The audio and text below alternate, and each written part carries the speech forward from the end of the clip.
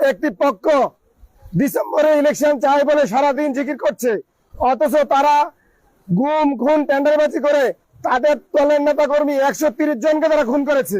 আওয়ামী লীগের যে পরিণতি হয়েছে, জনগণ তাদের ব্যাপারে একই সিদ্ধান্ত নিবে। প্রিয় উপস্থিতি, আপনারা সবাই আজকে সদর দক্ষিণ লালমাই এবং নাঙ্গলকোট উপজেলার জাতীয় নাগরিক পার্টি নেতৃবৃন্দ উপস্থিত হয়েছেন।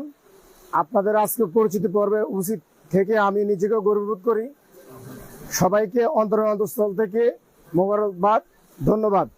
প্রিয় উপস্থিতি, খুব বেশি কিছু বলবো না, শুধু এতটুকুই বলবো, এই পৃথিবীতে আল্লাহ পাক আমাদেরকে পাঠিয়েছেন খলিফা হিসাবে।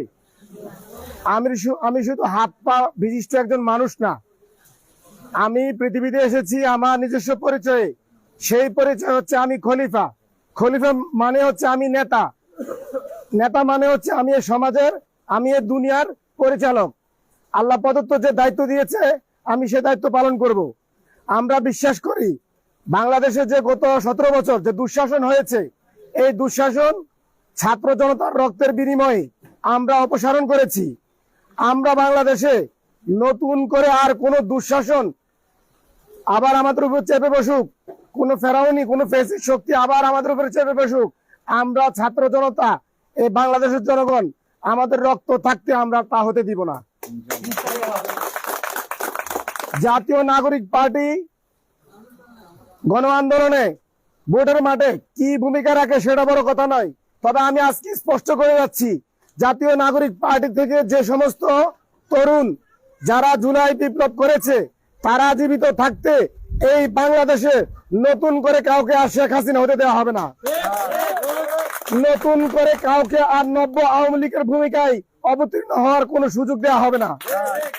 তাদেরকে যদি তাদেরকে না শুধরায়, তারা যদি আবার গুম খুন এবং দলীয় আধিপত্যের জন্য তারা যদি খুনাখুনি বন্ধ না করে, আওয়ামী লীগের যে পরিণতি হয়েছে, জনগণ তাদের ব্যাপারে একই সিদ্ধান্ত নিবে।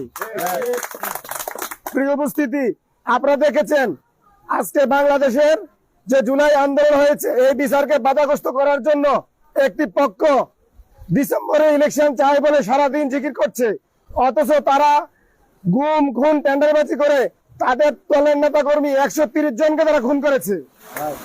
আমরা বিশ্বাস করি বাংলাদেশে এই সমস্ত খুনের রাজনীতি আর চলবে না। প্রিয় উপস্থিতি, আজকে আর কথা বাড়াবো না, সকলকে বলবো আমাদের পরবর্তী দেখা হবে রাজপথে, কথা হবে স্লোগানে। ইনকিলাব জিন্দাবাদ, জাতীয় নাগরিক পার্টি জিন্দাবাদ।